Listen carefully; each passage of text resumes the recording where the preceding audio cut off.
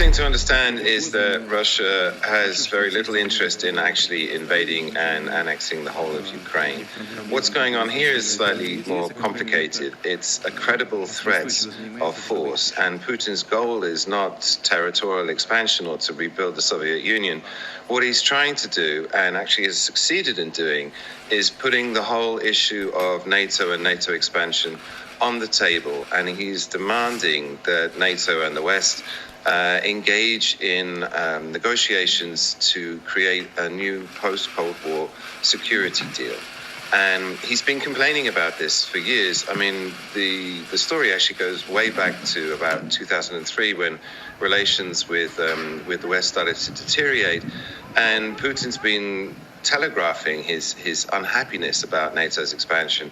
Ever since then, he said explicitly in a speech at Munich Security Conference in 2007 that Russia's done nothing about the expansion and would push back.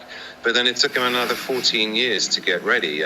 He started investing in modernizing the army in 2012. He annexed Crimea in 2014.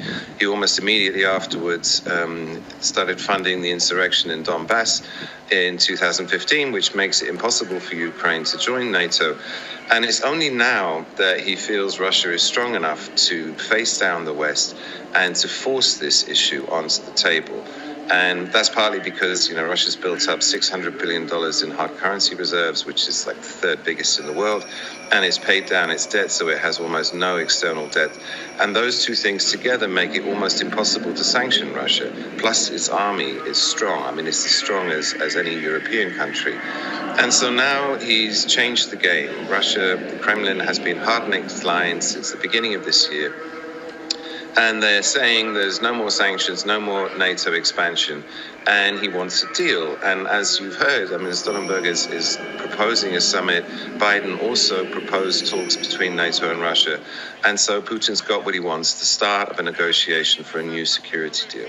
Zelensky was in Brussels just this week, and he said explicitly, and he's been saying all year, he wants a concrete timetable for joining NATO.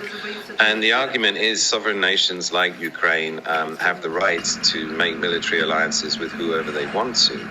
The Russian argument is that in international law, if you do that and the military alliance threatens a third country, in this case Russia, then that's a legitimate reason not to allow those military alliances to happen.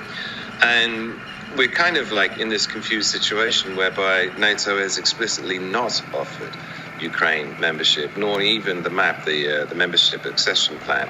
And so Ukraine's been left in limbo. And this security deal is going to be incredibly difficult to do. NATO is probably going to refuse to not accept an application by Ukraine eventually, but they haven't done so now.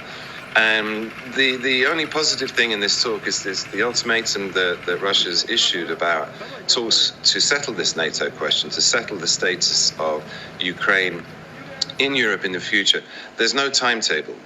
So Russia's offering open-ended talks. These talks could go on for years, and actually is probably an improvement because at the moment Russia's only leverage is to turn up the military fighting in Donbass, insurrection in the country.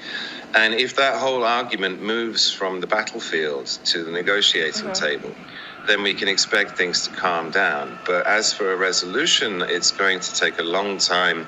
And as you say, it seems unlikely NATO's going to agree.